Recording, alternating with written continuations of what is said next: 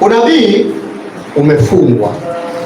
Mara nyingi unakuja kwa mafumbo na imejaa mafumbo, umefungwa. Kwa hiyo unatakiwa kujifunza hivi vitu ili kusudi uweze kuelewa mafumbo ya Mungu.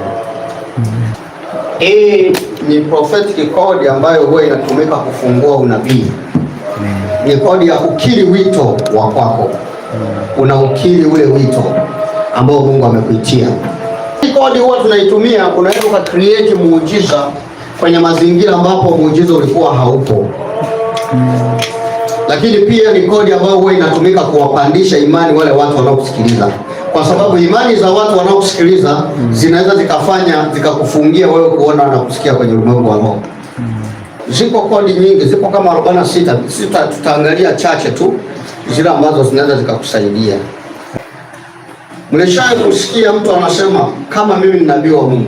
Manake anakiri wito wake. Sasa unapokiri wito wako namna hiyo, unamuingiza Mungu kazini moja kwa moja. Inaanza kuwa changamoto kwenye ulimwengu wa roho. Manake Mungu asipofanya, manake wewe sio nabii. Sasa Mungu hawezi kuwa muongo. Itabidi afanye hicho kitu ambacho hata anaweza akawa alikuwa hana mpango wa kukifanya. Ukiona nabii anasema if I be a prophet, kama mimi ni nabii wa Mungu, manake jambo hilo anaweza akawa Mungu hajazungumza na yeye chochote. Mungu amenyamaza. Anataka create muujiza kwenye hakuna.